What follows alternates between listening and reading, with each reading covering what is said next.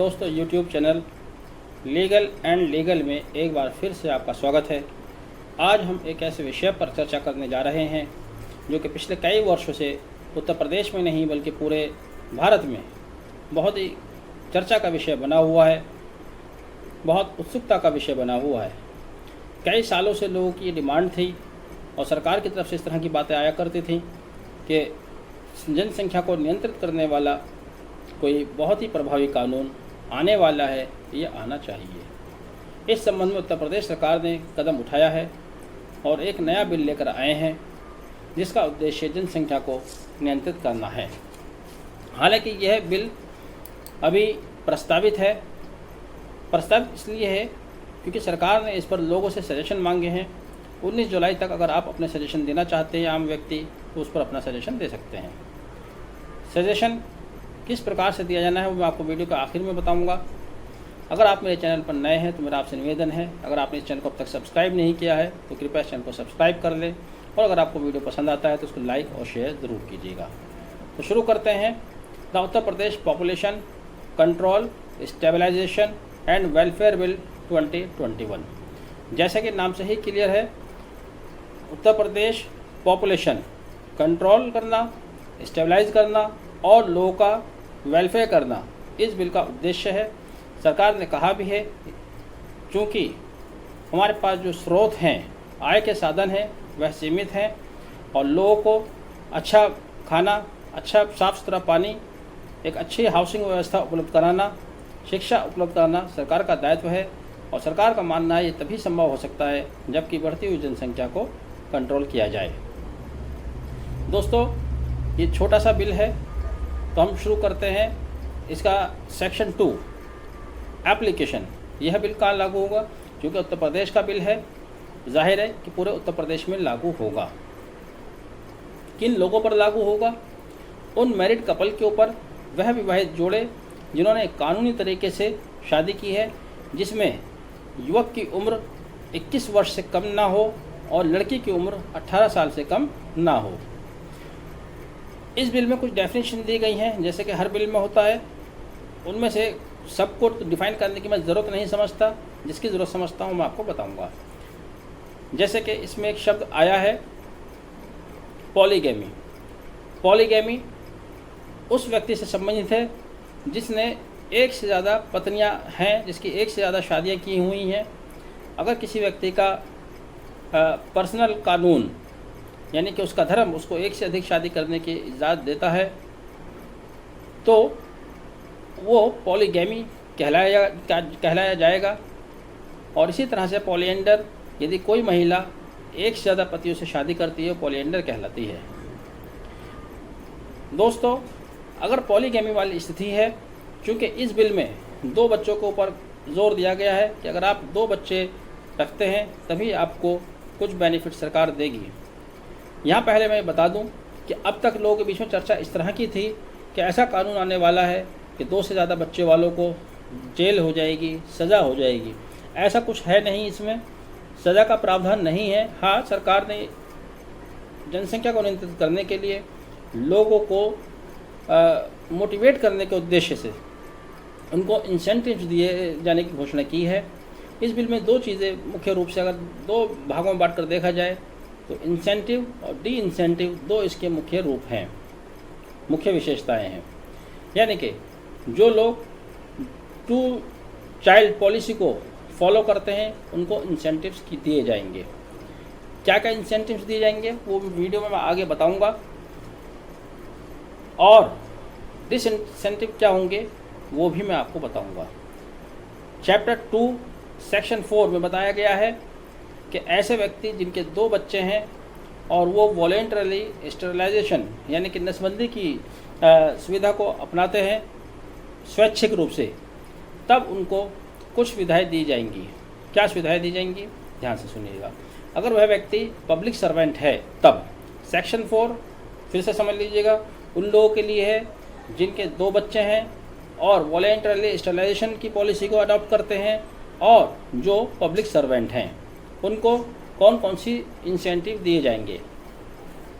Number 1 ए, 2 additional increments पूरी उनकी life service में एंटायर सर्विस में उनको जितने भी इंक्रीमेंट मिलते हैं as per their service rules, उसके अलावा उनको 2 इंक्रीमेंट और दिए जाएंगे।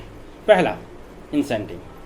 दूसरा इंसेंटिव, यदि वह व्यक्ति जो पब्लिक सर्वेंट है और जिसके 2 बच्चे की पॉलिसी अपनाता है और वॉलंटरीली स्टरलाइजेशन में जाता है, उसको प्लॉट खरीदने के लिए या मकान खरीदने के लिए हाउसिंग बोर्ड से या कोई भी डेवलपमेंट अथॉरिटी जो भी सरकार प्रेस्क्राइब करती है वहाँ से उसको सब्सिडी दी जाएगी।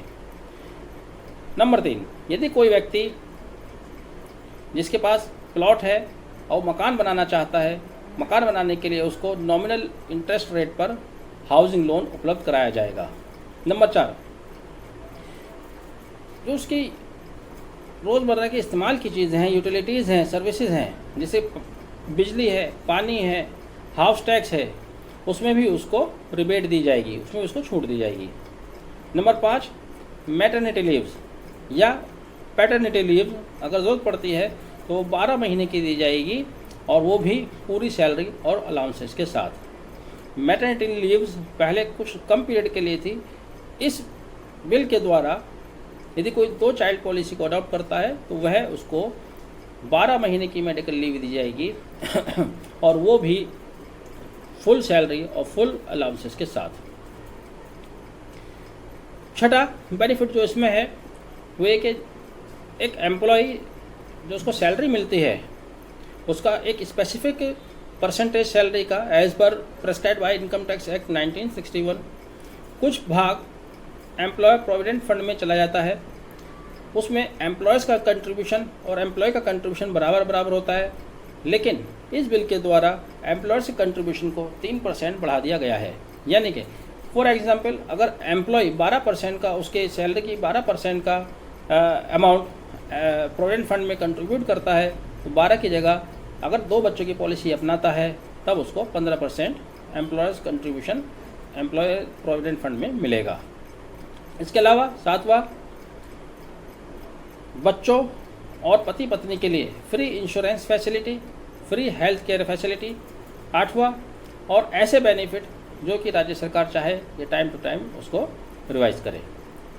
ये हुआ उन लोगों के लिए जो पब्लिक सर्वेंट हैं और 2 बच्चों की पॉलिसी को अपनाते हैं। सरकार इससे भी एक कदम आगे बढ़ी। यदि किसी व्यक्ति के एक ही बच्चा है और वो वॉलेंटरीली स्टरलाइजेशन में चला जाता है, यानी कि नसबंदी करा लेता है अपनी इच्छा के अनुसार, तब सरकार उसको ऊपर जो सेक्शन 4 में बताए गए हैं उसके अलावा कुछ और एडिशनल इंसेंटिव देगी। वो एडिशनल इंसेंटिव क्या है ये सेक्शन 5 में बताए गए हैं। वो एडिशनल इंसेंटिव्स हैं 2 additional increment during the entire service. जैसे कि ऊपर बताया सेक्शन 4 में 2 बच्चे और पब्लिक सर्वेंट है तब उसको उसकी पूरी जॉब में 3 इंक्रीमेंट एडिशनल मिलेंगे। लेकिन अगर वो पब्लिक सर्वेंट है और उसने एक ही बच्चे के बाद नसबंदी करा ली है, स्टरलाइजेशन में चला किया है, तब उसको 2 और इंक्रीमेंट यानी कि 3 + 2 5 इंक्रीमेंट उसको एडिशनल मिलेंगे अपनी पूरी सर्विस में। ये बहुत बड़ा फ़ायदा है। जो लोग गवर्नमेंट सर्वेंट हैं वो अभी से इसकी कैलकुलेशन में लग जाएंगे और उनमें से कौन फ़ायदा उठा पाता है ये तो बात की बात है, क्योंकि ये कानून केवल उन लोगों पर लागू होगा जो कि इस कानून के आने के बाद शादी करते हैं या उनके बच्चे जन्म लेते हैं। जो लोग पहले से जॉब कर रहे हैं उनके अगर 2 से ज़्यादा बच्चे हैं उस पर ये कानून लागू नहीं होगा। उनको यानी कि फ़ायदा या नुकसान दोनों चीज़ें उनको नहीं दी जाएंगी।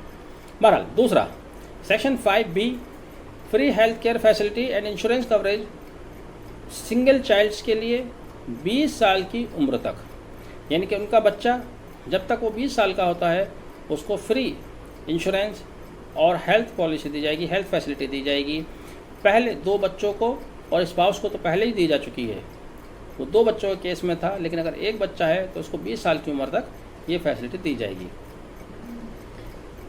तीसरा जो और ज़्यादा इसको अट्रैक्टिव बनाता है उन लोगों के लिए जिनका एक ही बच्चा है, उनको एडमिशन में उनको प्राथमिकता दी जाएगी। जैसे IIMS हुआ या all India institute of medical science हुआ, वहाँ अगर वो एडमिशन लेते हैं तो वहाँ उनको प्राथमिकता दी जाएगी।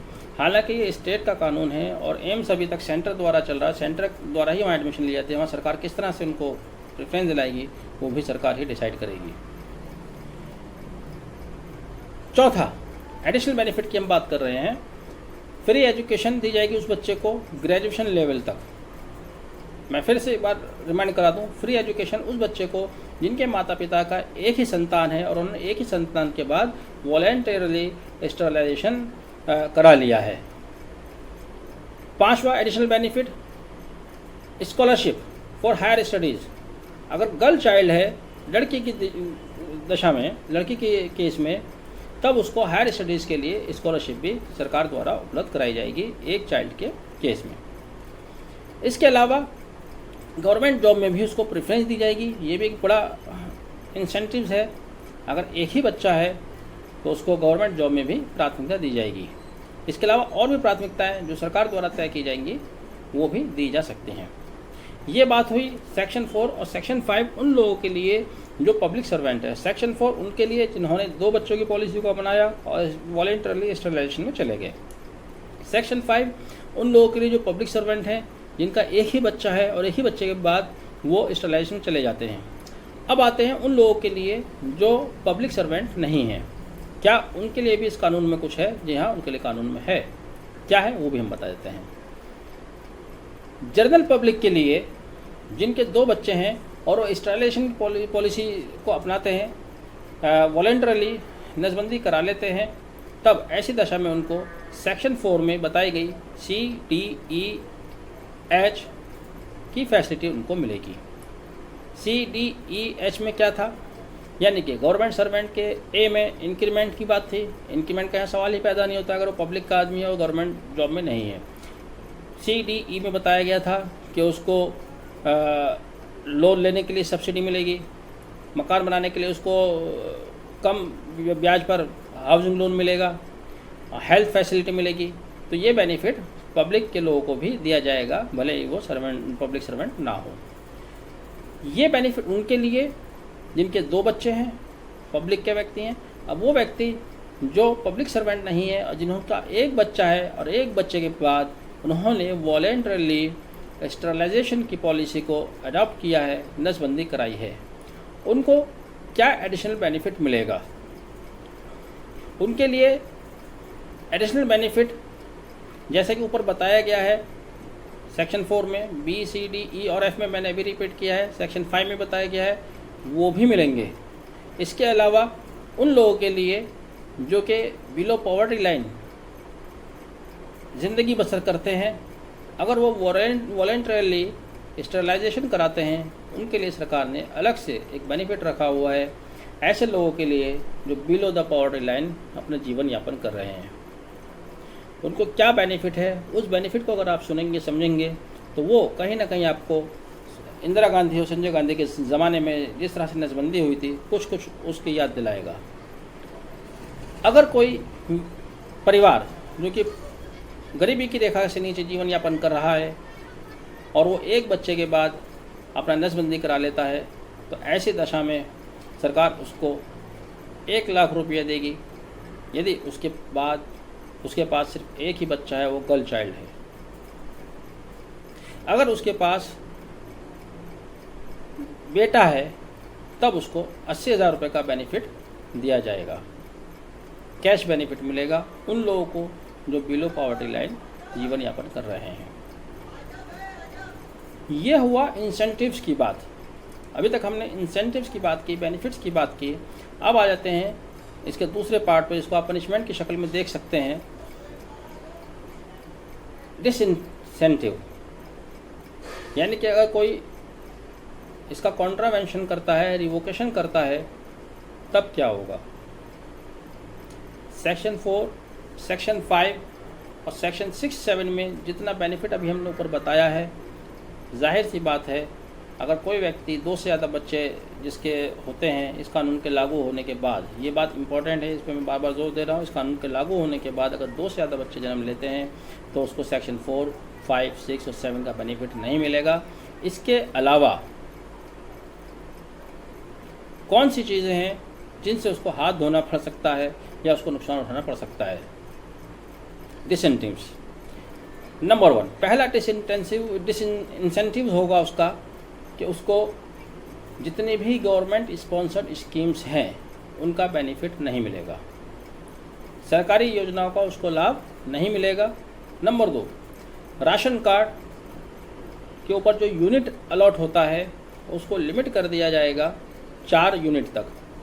अभी तक एक परिवार में अगर 7 लोग हैं तो 7 यूनिट, 8 लोग हैं तो 8 यूनिट उसको राशन मिलता है। अब ऐसा नहीं होगा, अब एक परिवार में चाहे 7 लोग हैं या 8 लोग हैं उसको सिर्फ 4 यूनिट ही अलॉट होंगे, यानी कि पति पत्नी और 2 बच्चे। ऐसा व्यक्ति जिसको इस कानून के लागू होने के बाद 2 से ज़्यादा बच्चे जिसने जन्म दिए हैं, पैदा हुए हैं, वो लोकल अथॉरिटी का या लोकल बॉडी का कोई इलेक्शन नहीं लड़ पाएगा। यहाँ पर सरकार की नीयत पर एक सवाल पैदा होता है कि सरकार अगर वाकई गंभीर है, जनसंख्या नियंत्रित करना चाहती है, लोगों को इंसेंटिव और डिसइंसेंटिव्स के थ्रू मोटिवेट करना चाहती है या हतोत्साहित करना चाहती है, तो नियम और कानून सभी लोगों के ऊपर एक जैसा होना चाहिए। क्योंकि विधानसभा में बिल आना है, उत्तर प्रदेश की विधानसभा 400 से ज़्यादा एमएलए से मिलकर बनती है, फिर अपर हाउस है। जब सरकार इस कानून को ला ही रही थी, शुरुआत उसने की है पब्लिक सर्वेंट से और फिर आ जाती है वो आम लोगों तक, आम लोगों से और भी नीचे चले जाते हैं, बिलो पॉवर्टी तक चले जाते हैं। यहाँ पर ये सेक्शन 9 जो मैं आपको बता रहा हूँ कि अगर किसी व्यक्ति के 2 से ज़्यादा बच्चे हैं तब वो लोकल बॉडी का इलेक्शन नहीं लड़ पाएगा। ये बात बिल्कुल अटपटी है। लोकल बॉडी का इलेक्शन क्यों नहीं लड़ पाएगा और बाकी इलेक्शन क्यों लड़ पाएगा? अगर सरकार की नीयत पाक साफ है तब आप सबके लिए एक जैसा कानून बनाए। अगर किसी के 2 से ज़्यादा बच्चे हैं तो कोई भी चुनाव नहीं लड़ पाएगा, लोकल बॉडी का हो, चाहे वो एमएलए का इलेक्शन है, चाहे वो एमएलसी का इलेक्शन है, चाहे वो आगे उत्तर प्रदेश से जाने वाले नॉमिनेट होने वाले एमपीज़ और का इलेक्शन है। नियम सबके लिए एक जैसे होने चाहिए। यहाँ पर याद आ जाती है एक बिल बहुत पहले आया था जब लालू प्रसाद यादव खुद रेलवे मिनिस्टर थे कि जिनके 2 से ज़्यादा बच्चे होंगे वो चुनाव नहीं लड़ पाएंगे। पार्लियामेंट में टेबल हुआ, हल्का हल्का मुझे याद पड़ता है। वो बिल कहाँ से आया कहाँ गया नहीं पता। क्यों? क्योंकि उसमें सबसे पहले बाहर होने वाले लालू प्रसाद यादव थे, वही डिबार हो जाते चुनाव लड़ने से। कुछ यहाँ भी ऐसी चीज़ें दिखाई दी जा रही हैं। जब सरकार बिल ला रही है, सरकार जनसंख्या को नियंत्रित करना चाहती है, तो उसमें लोकल बॉडी की शर्त क्यों लगाती है? कोई भी चुनाव हो, जिस व्यक्ति के 2 से ज़्यादा बच्चे होंगे वो चुनाव नहीं लड़ पाएगा। इस तरह का इसमें प्रावधान होना चाहिए था। बहरहाल ऐसा प्रावधान नहीं होना चाहिए कि केवल लोकल बॉडी के चुनाव ही नहीं लड़ पाएंगे। इससे उन लोगों को तो आपने फ्री छोड़ दिया। अगर जब नॉमिनेशन होता है, और ये भी लोकल बॉडी के लिए है, जिस टाइम वो नॉमिनेशन करते हैं तो उनको एक एप्लीकेशन देनी होगी कि हमारे बच्चे 2 से कम हैं, 2 से ज़्यादा नहीं है। तो ये शर्त भी उन्हीं के ऊपर है। चलिए आगे बढ़ते हैं। खैर, इसके ऊपर आप भी अपनी राय भेजिएगा। सेक्शन 10 पर आते हैं। बार ऑन अप्लाइंग गवर्नमेंट जॉब्स, यानी कि जिनके 2 से ज़्यादा बच्चे हैं वो सरकारी नौकरी के लिए अप्लाई नहीं कर सकते। यहाँ भी एक छूट सरकार देकर चल रही है। जिनके पहले से जॉब पर हैं इस कानून के आने से पहले और उनके 2 से ज़्यादा बच्चे हैं, उनका ये कॉन्ट्रावेंशन नहीं माना जाएगा, उनके ऊपर ये बिल लागू नहीं होगा। ये बिल उन्हीं के ऊपर लागू होगा जो इस बिल के आने के बाद गवर्नमेंट जॉब में अप्लाई करते हैं। आमतौर से तो जो व्यक्ति सरकारी नौकरी के लिए अप्लाई कर रहे हैं वो अविवाहित होते हैं, लेकिन उनके ऊपर वो बिल तब लागू हो जाएगा जब वो विवाहित भी हो जाते हैं। अगर उनके 2 से ज़्यादा बच्चे होते हैं तो हम जो सेक्शन 4, 5, 6, 7 उनको इंसेंटिव्स बताए हैं वो इंसेंटिव उनको नहीं मिलेंगे। इसके अलावा इस कानून के आने के बाद अगर किसी व्यक्ति के 2 से ज़्यादा बच्चे पैदा होते हैं तो उसको गवर्नमेंट जॉब में प्रमोशन नहीं मिलेगा। ऊपर आया था कि अगर कोई इस पॉलिसी को अपनाता है, इस कानून को अपनाता है, तो उसको 3 एक्स्ट्रा प्रमोशन मिलेंगे। 2 बच्चे वाले को अगर किसी ने एक ही बच्चे के ऊपर अपना एक्स्ट्रा एडिशन करा लिया है तो उसको 2 और एडिशनल प्रमोशन मिलेंगे, यानी कि 5 उसको पूरी सर्विस में एडिशनल प्रमोशन मिलेंगे। और यहाँ उसका उलट कि उसको कोई भी प्रमोशन नहीं मिलेगा। सेक्शन 12 में बताया गया है कि उसको किसी भी तरह की सरकारी सब्सिडी नहीं मिलेगी, कोई सरकारी सब्सिडी नहीं मिलेगी। बहरहाल ये बात हुई इंसेंटिव्स की और डिसइंसेंटिव्स की। आप इस बिल को ध्यान से पढ़िएगा और इसमें आपकी जो भी राय होती है, क्योंकि सरकार ने आपसे मांगी है, वो राय अपनी ज़रूर भेजिएगा। जैसे कि मैंने बताया था कि राय आपको कहाँ भेजनी है वो मैं आपको वीडियो के आखिर में बताऊंगा। तो इसके लिए सरकार ने कहा है कि आप वाया पोस्ट डाक के जरिए भेज सकते हैं उत्तर प्रदेश सरकार को, या सरकार ने एक अपना ईमेल एड्रेस दिया है, उस ईमेल एड्रेस पर भी आप अपने कमेंट, अपनी राय भेज सकते हैं। ईमेल एड्रेस मैं आपको बता देता हूँ, statelawcommission2018@gmail.com। दोबारा मैं रिपीट कर देता हूँ, statelawcommission2018@gmail.com। बहरहाल इस बिल के आने के बाद बहुत ज़्यादा गहमा गहमी होने वाली है, और चूँकि अभी इसके ऊपर प्रस्ताव मांगे गए हैं, उसके बाद कब सत्र होगा, सत्र में टेबल किया जाएगा, हो सकता है वहाँ पर पास भी हो जाए, हो ही जाएगा अगर ये टेबल किया जाता है। आपको ये वीडियो और ये बिल और ध्यान से पढ़ लीजिए, पूरा पढ़ लीजिए, कैसा लगा इसके बारे में अपनी राय ज़रूर दीजिएगा और कमेंट बॉक्स में मुझे भी लिखकर बताइएगा आप इस बिल में किस तरह का संशोधन और चाहते हैं या इस बिल को किस तरह से देखना चाहते हैं। बहरहाल वीडियो को देखने के लिए आपका बहुत बहुत शुक्रिया। Thank you.